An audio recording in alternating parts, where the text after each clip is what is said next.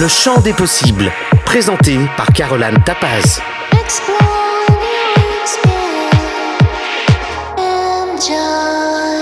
Bonjour à tous, bienvenue dans ce 6e épisode de notre podcast. Alors la question du jour, comment faire la différence entre le lâcher-prise et la persévérance ?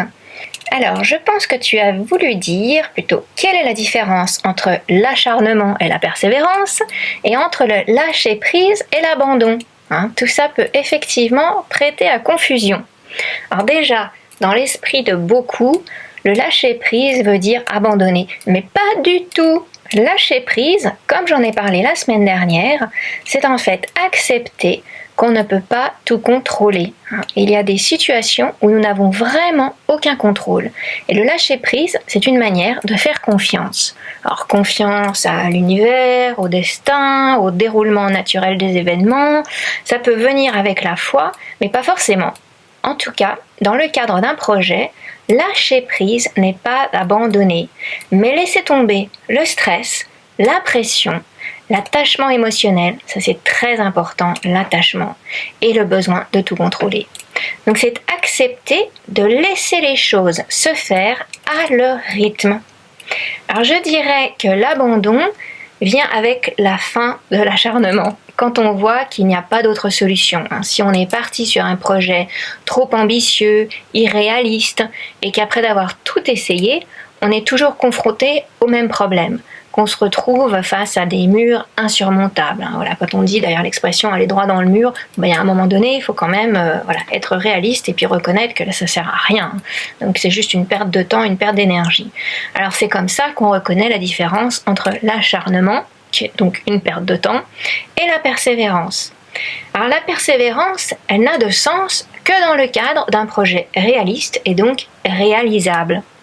Alors comment faire cette différence ? Comment reconnaître si c'est réalisable, réaliste, et quelle est la différence entre cet acharnement et la persévérance ? Personnellement, j'ai une méthode pour reconnaître lorsqu'il est inutile de persévérer, ou plutôt pour reconnaître lorsque l'on est sur la bonne voie. Tant qu'on reste sur la bonne voie, c'est que tout est possible. Et donc, même si on rencontre des blocages, il faut justement persévérer, car avec le temps, la patience, et puis toujours, comme je dis tout le temps, des efforts et du travail, les choses ne sont pas tout cuites comme ça, donc les choses finiront par s'arranger. Mais alors, comment reconnaître que l'on est sur la bonne voie ? En fait, c'est assez simple. Cela vient d'une observation. La vie est comme un jeu de dominos. Donc tant que l'on est sur le bon chemin, c'est que tout s'enchaîne. Ça marche avec les événements, les choses, les personnes. Alors il faut être très attentif aux détails. À la base, en fait, nous sommes tous connectés à un certain niveau. Au niveau énergétique, tout élément vivant est connecté à un tout.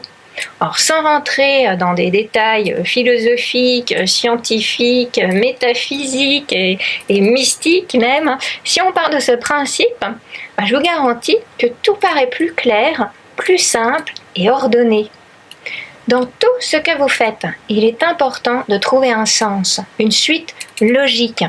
Donc faites très attention aux moindres petits détails dans les rencontres, les chiffres, les dates par exemple, ça c'est mon truc. Je suis toujours très attentive, que ce soit aux chiffres sur les adresses, les numéros de téléphone, les dates, parce que je trouve que les chiffres justement, ça fait partie de l'ordre. Donc si vous êtes attentif à cet effet domino, vous découvrirez que toute votre vie peut être facilement organisée, ordrée. Et quand on est ordré, qu'est-ce qui se passe ? Tout devient plus clair déjà. Donc dès que les choses ont un sens, les obstacles ne paraissent pas infranchissables. Ce sont juste des obstacles momentanés. Et ça peut être même amusant de trouver comment les contourner et les dépasser. Sincèrement, c'est une sorte de jeu. Donc, je pourrais vous en parler pendant des heures. Je suis en train d'écrire d'ailleurs le 3e tome de ma trilogie Blessing and Curse. Mais donc là, sur un podcast, on va essayer de faire assez court. Donc, je ne vais pas développer cet effet domino. Par contre, n'hésitez pas à me poser des questions si vous souhaitez plus de détails. Et aussi, je voulais vous dire qu'à partir de septembre, nous allons offrir des séances de coaching gratuites donc sur Skype. Ça, je pense que j'ai déjà dit la semaine dernière. Et nous serons là. Nous, ça veut veut dire mon équipe et moi-même, pour vous aider à trouver justement le sens de votre vie, et on va étudier ensemble cet effet domino. Donc voilà, c'est le meilleur moyen pour faire la différence entre l'acharnement inutile et la persévérance nécessaire à la réussite. C'est déjà d'être attentif à tous les signes et à cet effet domino. Quand vous voyez que les choses s'enchaînent, qu'elles ont un sens, faites attention à tous les petits signes, etc. Et là, vous saurez. Alors, en ce qui concerne le lâcher-prise, il fait partie des outils importants dans la gestion du stress, qui est justement le thème de notre deuxième partie. Alors, comment gérer le stress ? Alors, il faut savoir que lorsque l'on stresse, on produit de l'acidité dans notre corps, sous la forme d'une hormone qui s'appelle le cortisol. Alors le cortisol peut être dangereux pour l'organisme, car l'acidité, c'est la source de beaucoup de maladies. Alors sans rentrer non plus dans des détails trop sérieux, je dirais juste faites attention au sucre, parce que souvent en période de stress, on est tenté de manger des choses sucrées qui sont rassurantes, apaisantes. En fait c'est un piège, c'est très mauvais.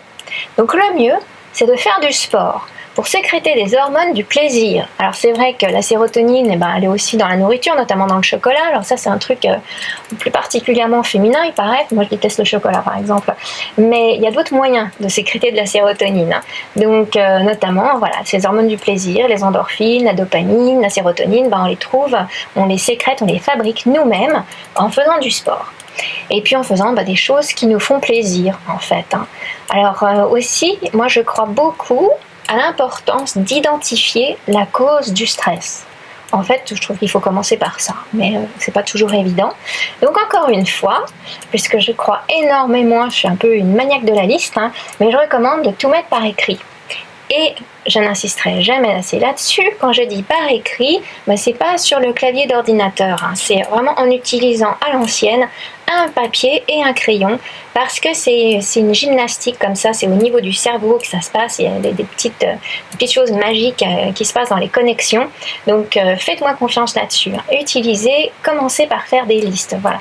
Donc ça, en fait, ça aide à avoir de la distance, ça nous aide à prendre du recul pour mieux comprendre la situation dans laquelle on est, et puis voir les solutions, parce qu'en fait, la distance, elle aide à relativiser.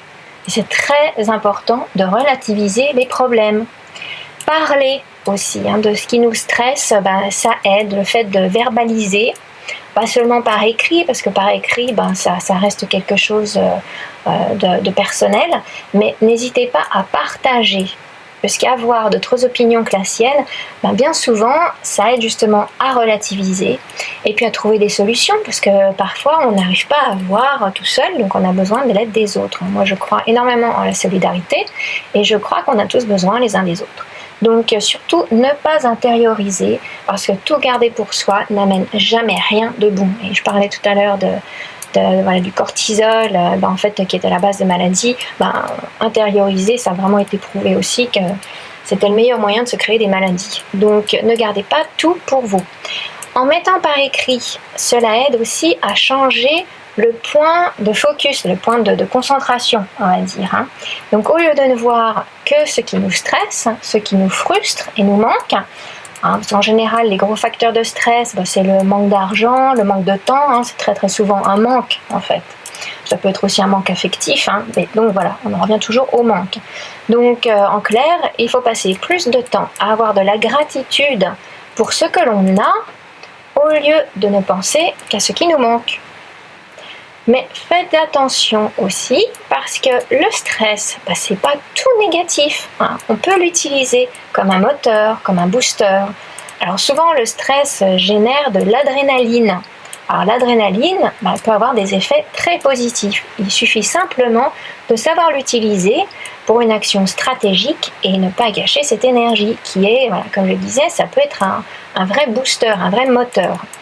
Donc, pour résumer, on va dire faites plus de choses qui vous font plaisir et qui vous rendent heureux.